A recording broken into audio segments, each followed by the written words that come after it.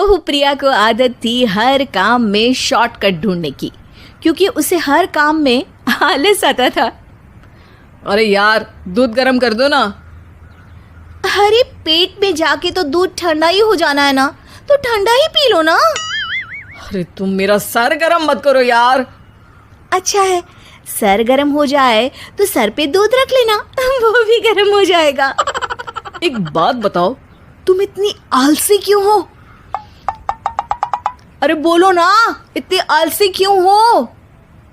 प्रिया, जवाब दो। जवाब देने में आलस आ रहा है।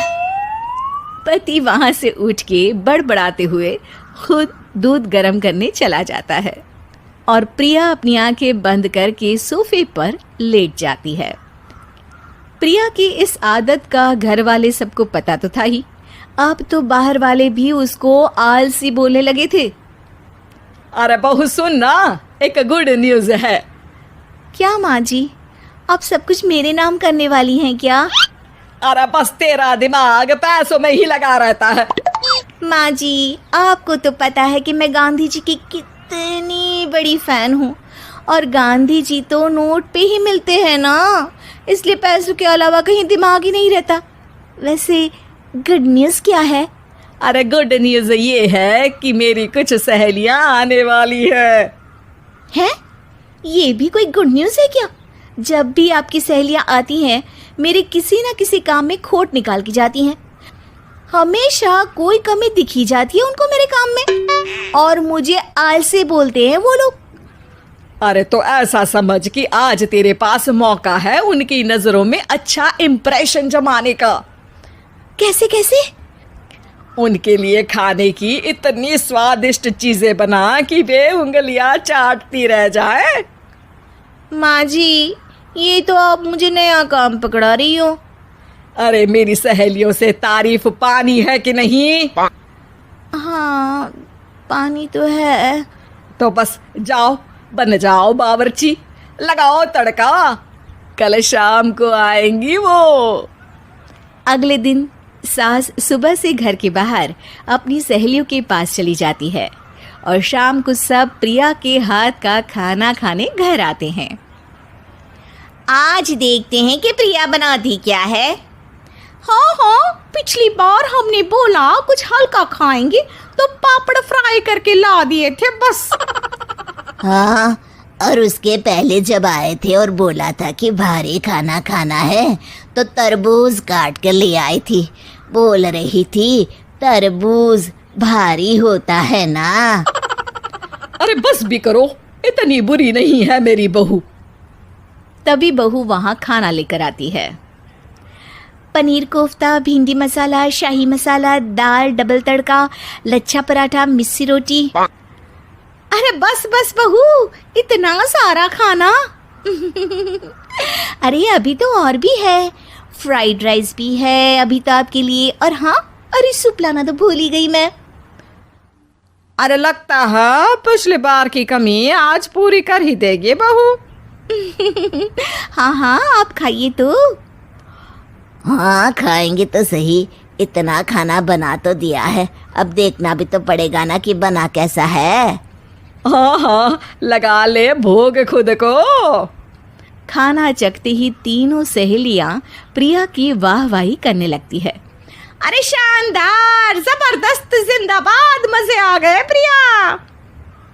प्रिया की सास भी कमाल है, बहू को क्या जायकेदार खाना बनाना सिखाया है। अरे मान गए भाई, इतना अच्छा खाना तो हम में से किसी की बहू नहीं बनाती, और हम भी नहीं बनाते, झूठ क्यों बोले। अरे बस करो बस करो, खाने पे ध्यान दो, बोलती ही रहोगी तो खाओगी कब। ये लो, थोड़ा पनीर और ले लो। सास भी सहेलियों के साथ खाना खाने लगती है, पर बहू के साथ अपनी भी तारीफ सुनकर सास मन ही मन फूली नहीं समा रही थी। प्रिया ने बड़ी खुशी से सबको खाना परोसा और सब ने झट से खाना खत्म भी कर दिया। राधे राधे, मजा आ गया। और थक गई खाना खाते खाते, अब बस बिस्तर लग जाए मेरा।